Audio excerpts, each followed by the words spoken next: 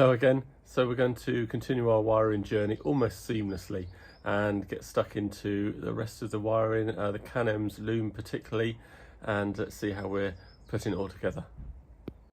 All right, on with the ECU. So I marked it out underneath this passenger bay here, drilled the required holes. I've got little bolts going through on rubber washers, if you like. Because I don't think vibrations really agree with electronics as a whole. So I've also put some spongy sort of tape, rubber, if you like, quite spongy along the top here. So I'm just going to plug in the ECU and then mount it all up underneath and get that out of the way. The only requirement here, I think, is to make sure that you can see these warning lights when you're trying to start the car. Obviously, I'm going to have to duck down underneath the dash to see them, but at least they're in a position where they can be visible. And also these connections here for plugging in a laptop, perhaps, if you need to change any settings on the ECU. So I think that's quite important to have that kind of facing forward. So I'm just going to mount that up and I'll show you what it looks like, and then I've got a lot of information for the rest of the connections. Okay, so there's my ECU, so easy access to the sockets there, and when I'm cranking the engine I'm easily able to lean over the centre tunnel and view the lights. I will cover that more on my first start, but what you want is a solid green light showing that I think the crankshaft sensor has detected the crankshaft in the right position and will allow the engine to start.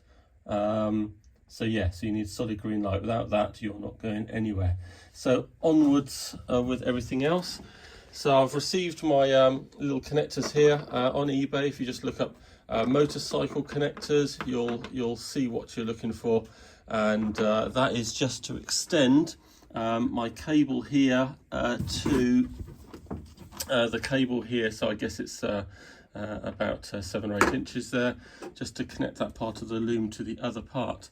What else did we do? So I think yesterday we covered that this fan only runs on one speed. You connect the highest, so black was earth and orange to the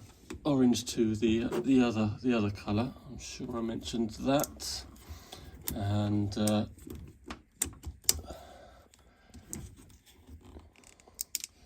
the orange was to the blue wire there. So that's all cool. Right, so some information about the fly leads. I'm just going to read off the notes basically. Now this used to go to this long lead from the loom used to go to the fuel pump, but it's only for old school engines. It's a switch live, and now it's not used with the Can-M's ECU, and we can just use it for an accessory like a USB socket. So typically you have the glove box sitting up here, and you have a USB socket or something just in the side, so we can use that to power the USB. All right, so the two black and white wires coming out of the AK loom are actually for the reverse light switch in the side of the gearbox. So that can just go straight in the side with a couple of bullet connectors and some sealant over it if you want to, but I purchased the correct connectors. They're a bit expensive. Basically, this is for, I believe, the reverse light switch connection. And I've got another one here for the speedo, so we can take impulses from the gearbox and feed them directly into the speedo and program that, rather than having an old school, cable and gear setup sticking out of the side. Why not go digital? So that's that. All right, now on a previous iteration of the Can-M's loom, you used to have to add in a relay, but no longer. There were so many people asking or having to do that Can-M's have kindly already added in the relay. However, there's still good information on this sheet, so do read it all. And I've made some notes about some things, such as this solid yellow wire coming out of the the Can-Ems. That is for your secondary map, which I'm certainly not using. I don't think it's generally used, so I'm going to cut that short, cover it with heat shrink, and tuck that out of the way. We will then be needing to provide some power, so this red cable from the Can-Ems can handily go into the spare red wire here on the AK loom, and likewise the white wire here from the Can-Ems can also go into that yellow wire there. Okay, now there was a time when this black and purple wire was used, but I think that's only for old school type engines. Also ECUs are very susceptible to power fluctuations, so even power coming through the fuse is enough of a change or fluctuation for the ECU maybe to throw a bit of a hissy fit occasionally. So instead of that, we're cabling these white and red wires directly up to these yellow and red wires, because they're just direct clean power. So that puts those two out of the way. And the pink wire from the AK loom is the taco wire, and that simply goes onto this plain purple, which should also be labelled up taco, into the Can-Ems. Alright, so the last wire we need to be looking at from the Can-Ems loom is this purple and yellow wire. Now, what you need to do, this controls the fan, so you need to snip out the current wire and replace it with this one. So how to find it? You need to look along all these relays, and you need to find the thick black and green wire, which is, I think, that one just in there. Now don't touch that one, this is just a way to find the correct relay. Now what you do, you cut out this black wire as high as you can, and you attach the purple and yellow wire to it. Or what I'm going to do, I'm just going to slide this out and take the whole connector out, and then I'm going to put a terminal on the end of this purple and yellow wire, and I'm actually just going to plug it straight in there instead. So that'll be nice and neat. Now once you've done that, you need to change the fan end.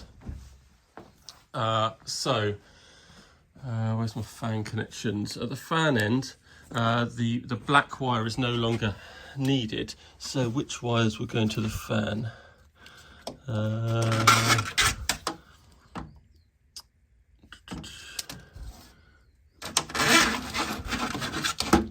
So look here. Okay, I think these are the fan wires. So these are coming from that relay. Now the black wire is the one that you just cut, so that's no longer required. And what you need to do now is make a hole in the side, obviously, to your fan wires. Now 99 times out of 100, to get the fan blowing the right way, you would then need to put the blue wire from the fan onto the brown of the loom, and the green black on this loom to the black wire on the fan, and that should be correct. If it's not blowing the correct way, just switch them over. Right now, also in your pack of goodies, you should have a fuse to put in line there as well. All right, so make sure you fix that in between all the wires. Okay, there we go. So once you've connected the purple and yellow wire into the relay there, of course I'll put some conduit or something around there. Then you head into the front wheel well, and so my cables are going to be zip tied back. Got my earth going to here. Remember to scrape away some powder coat on the other side, so the bolts will make a good earth connection. And then this is the cable going into the fan via a fuse. Now I don't like the fuse that AK has supplied. I prefer one that's got a little flange on here, so I can drill and tap it to the chassis there, so it's not all wobbling around. I'm always thinking of the IVA man and trying to support wires, you know, every 25 centimeters or so. That is that connection there, which I've yet to tidy up. I've got the two wires going into the fuse there, and then this blue will connect to the brown down there with a bit of conduit and some heat shrink. So that fan is done. And with that, I think we've covered all of the wires on the AK loom and the Canem's loom.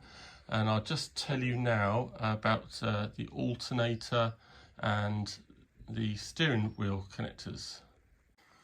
All right, so you don't need all of these wires on the connector here. So first of all, this fat red wire goes onto the terminal right on the back of the alternator.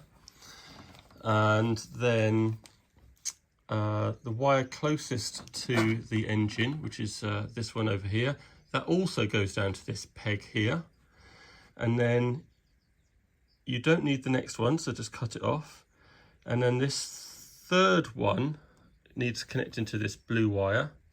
And then the fourth one is not used, so just cut it off. So hopefully that clears that up. Okay, so I forgot one. From the Canem's unit, there's this double kind of pink red. Now that is actually your fuel pump power. So it totally controls the fuel pump and when to turn it on and off, etc. So that needs to go, now there's two wires here. So you need to be connecting at least a 2 mil, not a 1 mil wire. And you need to run that however you're running it. I'm going to be running some holes up here behind the dash, nicely underneath. And that needs to go into your fuel pump positive.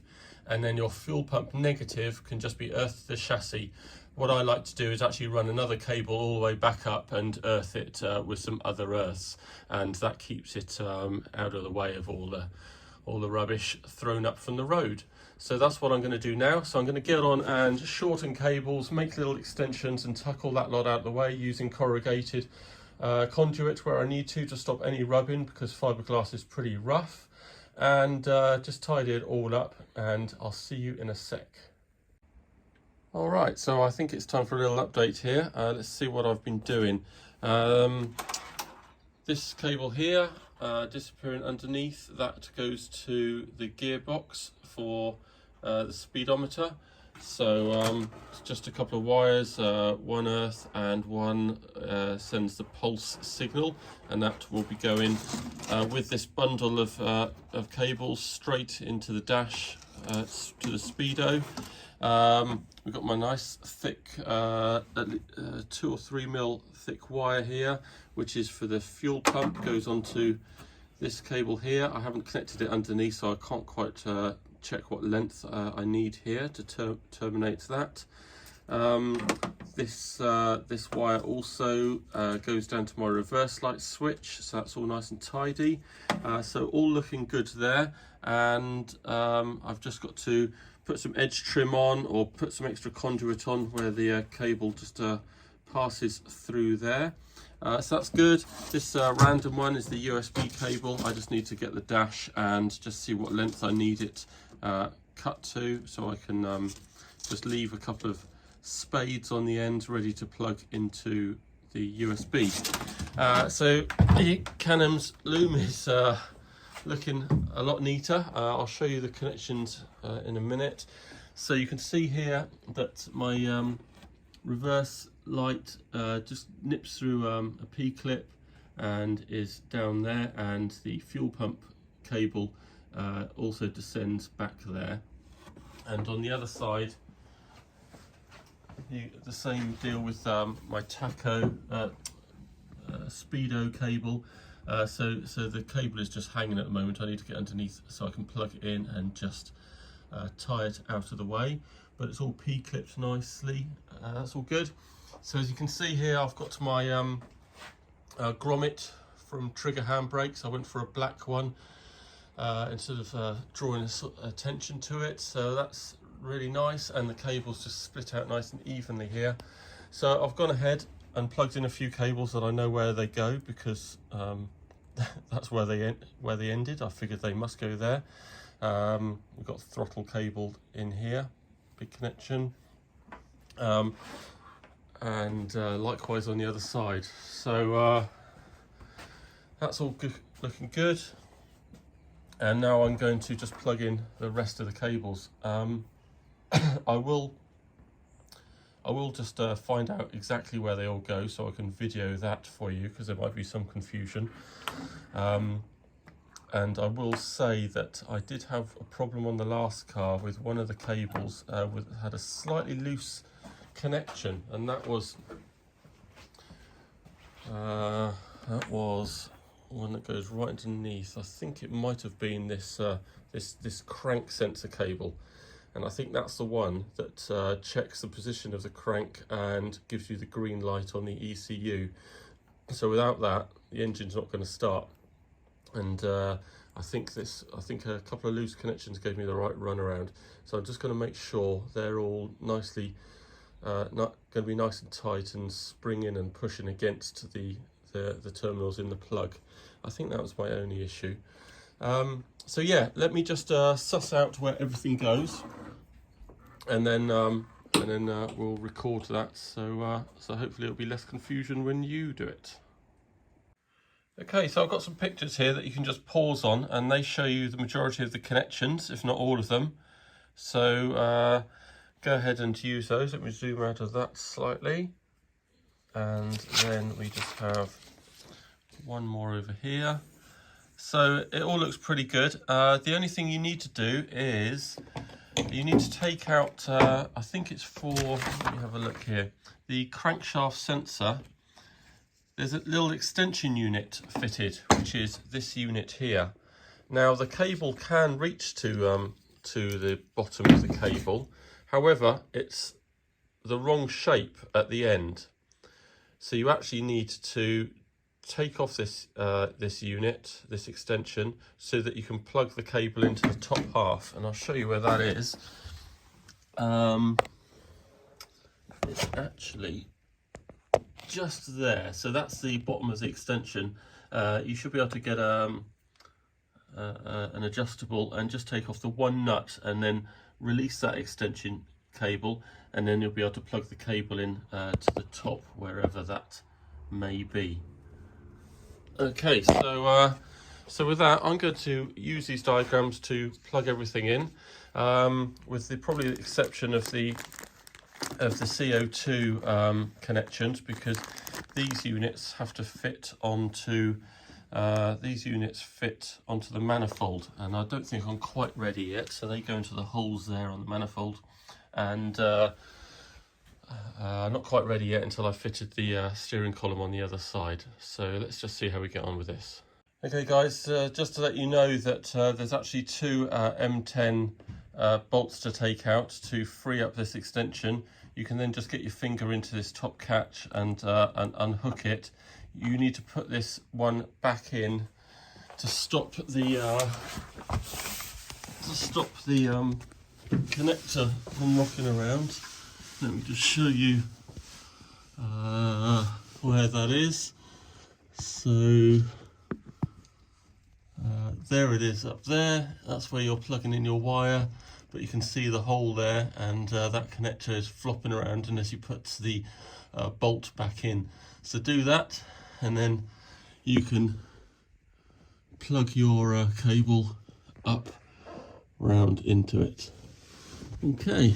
All right, so we're on the off side now, and again, I've got the O2 sensor here, which goes into the top of the manifold on its sensor, which I'm not going to fit just yet. So all we've got left is the this crankshaft sensor and the knock sensor. Now the knock sensor goes into this connection down here that you can just see, that one down there, and then the crankshaft sensor actually goes up above. I'm not sure if I can view it on here, but it's above the starter. So let's have a look at that. Now handily, this the knock sensor comes off of the Can-Em's loom just here, and we can just fold it down with the rest of my wires and follow this area, and we'll be able to plug that in nice and easily. Now, for some reason, the crankshaft sensor actually comes off right at the end of this this loom. It's a massive long cable, so I'm guessing they think the idea is to go down this side of the engine underneath the manifolds, and then tuck it back up underneath the starter. I'm not sure why they've done that. It's to fit multiple engines. It obviously would be handier if it came off with this cable, but I guess it's got to take in some, maybe it's got to be wired in with the rest of these wires here, so it just has to come off this way. That's probably more likely the reason. So yeah, so we're going to put that down underneath, and I'll be sticking a P-clip or something along the way if I can't make use of something else that I've got down there, just to keep it away from anything hot and keep it nice and tucked in along the bottom of the engine all the way to the connection right at the top of the starter. And that is it. Okay, and just briefly to finish up here, this IAT is something to do with the air. It goes into this air sensor, which goes up through the hole in the bottom of this air intake. Not quite sure how to fit it. The hole in the bottom of my previous one was a bit larger, so I sat this in the nice rubber grommet and then inserted that into the hole. But the hole for this one is actually slightly smaller than this sensor, so you can't even get this in even without a grommet. So I just need to check that out. Suggest you do the same. And the only other thing I wanted to show you was my alternator was successful. The wire was well long enough, comes neatly out of this passenger side straight into the back here and wired up as I had said before. So that's that. All right, so that is basically the fitting of the AK loom and the Can-Em's wiring loom. Of course, I've got a few little things just to finish up there, such as the air sensors on the manifolds, etc. However, I plan to tidy that up in another video. I'm going to dedicate a video to wiring the dashboard and doing the lights on the car and tying up the rest of the wiring, such as the fuel sender in the boot, etc. So that'll be a future video. However, the next video I'll be doing is doing the rest of the kind of bodywork things. I'm going to fit the rest of the steering column. I'll probably end up fitting the manifolds as well once I've got the steering column in. And I'll also be doing the harness loops as well. So yeah, stay tuned for that, and we'll see you again.